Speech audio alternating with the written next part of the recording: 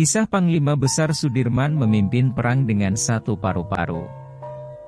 Panglima Besar Sudirman diberi pangkat Jenderal Bintang 5 pada HUT ABRI 1997, atas jasanya menguatkan TNI di masa revolusi.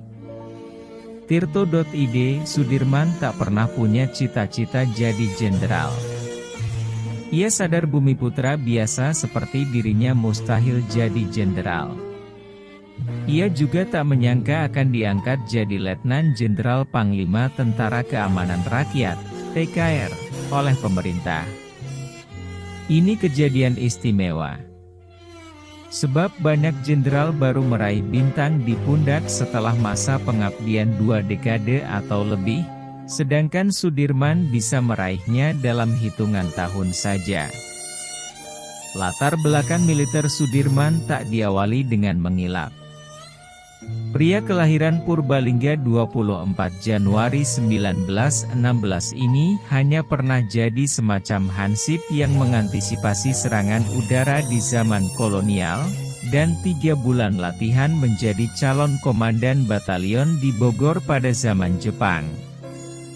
Setelahnya dia langsung jadi komandan batalion sekitar 2 tahunan. Bisa dibilang pendidikan militer Sudirman kurang. Lantas mengapa Sudirman bisa jadi jenderal? Tentu saja karena paksaan revolusi kemerdekaan Indonesia yang serba darurat. Sudirman dikenal dan makin dipercaya berkat Palagan Ambarawa pada akhir 1945.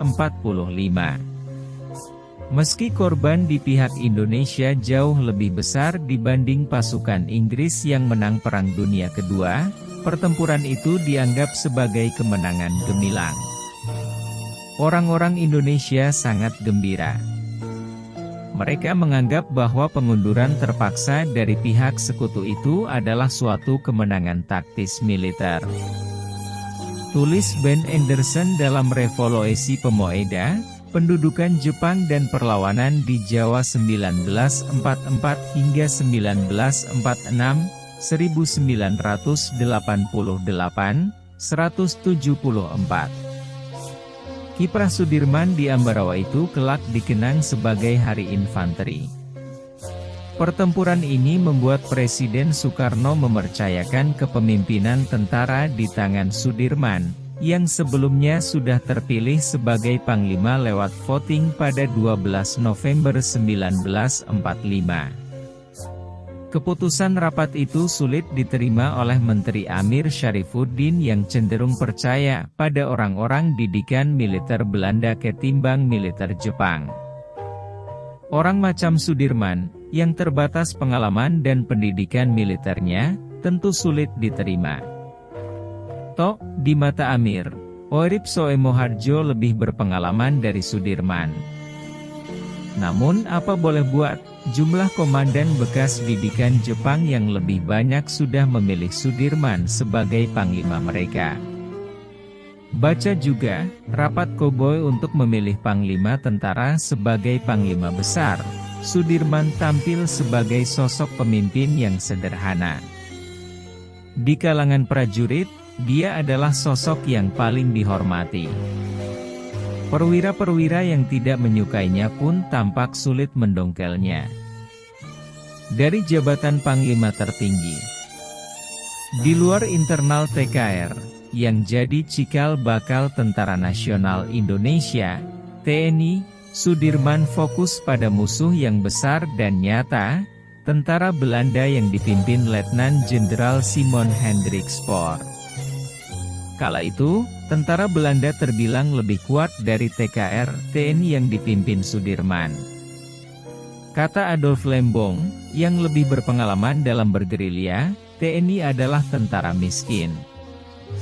Keterbatasan senjata dan hal-hal lain membuat tentara Republik yang dipimpin Sudirman mau tidak mau harus melaksanakan perang gerilya jika tentara Belanda menyerang secara besar-besaran. Sebelum tentara Belanda menyerbu kota Yogyakarta pada 19 Desember 1948, Sudirman sudah tidak sehat.